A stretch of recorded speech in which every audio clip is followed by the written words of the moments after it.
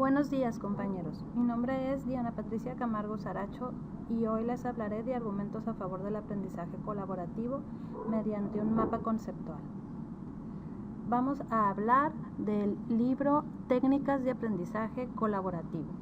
Nuestro primer punto a tratar, ¿qué entendemos por aprendizaje colaborativo? Entonces, debemos de entender que es colaborar, es trabajar con una u otras personas. Ha llegado a significar que los estudiantes trabajen en pareja o en pequeños grupos para lograr objetivos de aprendizaje común. También debemos de entender que otras palabras para entender el aprendizaje colaborativo sería aprendizaje cooperativo, aprendizaje en grupo o aprendizaje con ayuda de otros compañeros. Entonces, ¿qué características tiene el aprendizaje colaborativo? Pues tengo diseño intencional, colaboración y enseñanza significativa. Estos tres aspectos son fundamentales para que nuestro aprendizaje colaborativo tenga éxito. Nuestro segundo punto sería diferencias en aprendizaje cooperativo y colaborativo.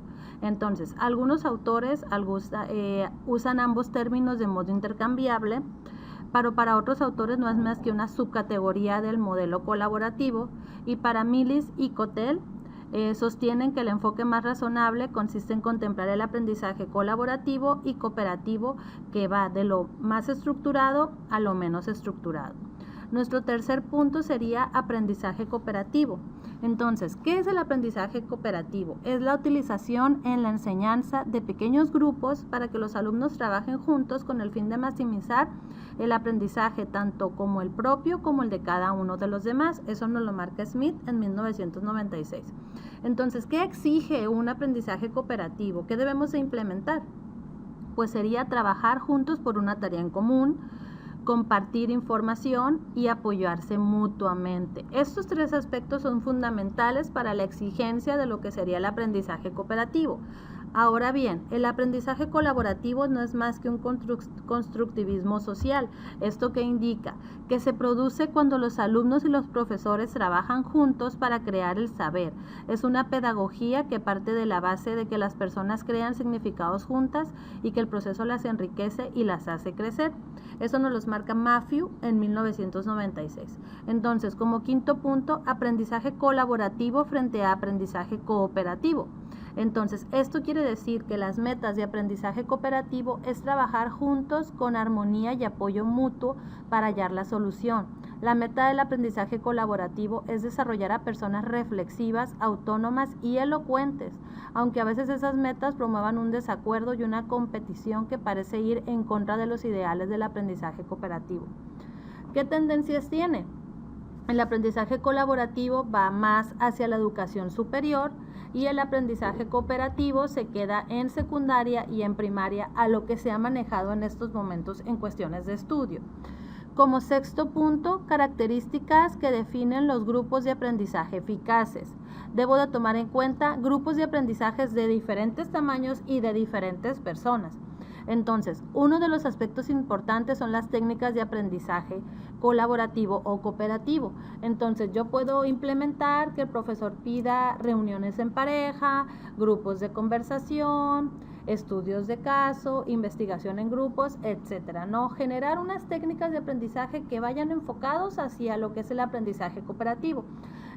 Métodos docentes existen varios, pero unos de los más importantes son el monográfico y el aprendizaje basado en problemas para lo que son los de los docentes. Entonces, otra de las partes importantes es que Johnson y sus colaboradores en 1991 definen grupos según su duración y su finalidad. Entonces, según la duración y la finalidad, tengo grupos formales, grupos informales y grupos de base. Siendo los grupos formales, duran desde una clase hasta varias semanas, temporales que mantienen durante un diálogo o una clase los grupos informales y los grupos base a largo plazo. Entonces, otro de los puntos que marca Smith más adelante en 1996, pues son 5 elementos para que el aprendizaje cooperativo tenga éxito. ¿Qué tiene que cumplir un grupo o un equipo para tener éxito?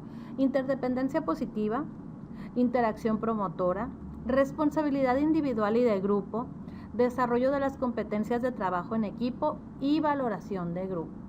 Entonces, yo necesito que estos 5 puntos funcionen para que nuestro aprendizaje colaborativo tenga éxito, según nos comenta Smith.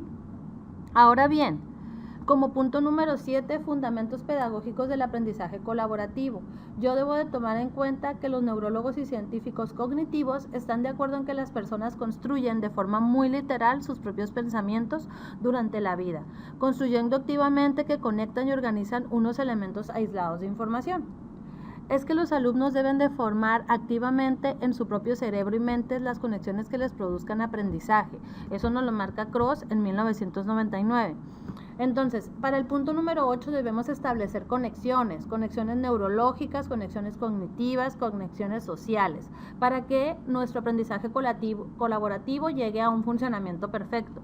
Entonces, los sistemas de circuitos cerebrales están creados por neuronas con axones que se conectan a diversos puntos y forman líneas de transmisión de los impulsos eléctricos. Eso es la parte neurológica de nuestro cerebro. Ahora bien, la parte cognitiva. Una estructura de la mente conocida como esquema, dado que el cerebro elabora diferentes esquemas para diferentes temas. Un esquema consiste en datos, ideas, asociaciones, organizadas en un sistema significativo de las relaciones. Y por último, nuestras conexiones sociales. Por lo tanto, los alumnos menos preparados académicamente aprenden más que los que sí están preparados, pero no es así. Lo que pensamos día a día, sus ideas las perfeccionamos mucho mejor. Ahora bien, como 9º punto, pruebas en el aprendizaje colaborativo. Yo tengo pruebas para la influencia de compañeros, pruebas por los centros universitarios y pruebas de que el aprendizaje colaborativo en aula es una mecánica bastante viable. Entonces, en cuanto a la influencia de compañeros, Feldman y Newcomb sintetizaron los descubrimientos de más de 1500 estudios en su libro, que ahora es un clásico, The Impact of College on Students, en 1969. Más adelante, en 1991, Pascarella y Terenzini propusieron ambiciosamente actualizar este estudio con casi 1000 páginas y titulando un nuevo estudio que se llama How College Affect Students. Entonces, posteriormente, para la investigación de ambientes universitarios, se creó un clásico que sería 7 Principles for Good Practice in Undergraduate Education. Y para el aprendizaje colaborativo en aula, unos psicólogos revisaron más de 500 estudios de enseñanza y aprendizaje en aulas, donde cuando se les preguntó cuál era el método de enseñanza más eficaz, entre ellos McKenzie y sus colaboradores respondieron que depende del objetivo, del estudiante, del contenido y del profesor, aunque la mejor respuesta que los estudiantes que enseñan a otros estudiantes es la mejor opción. Entonces esto nos lo marca McKenzie, Pintrish, Lim y Smith en 1986.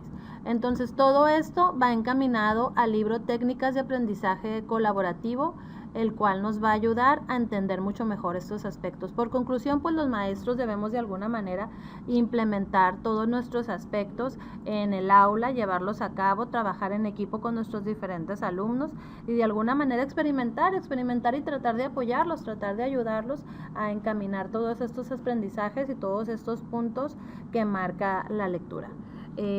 Muchas gracias.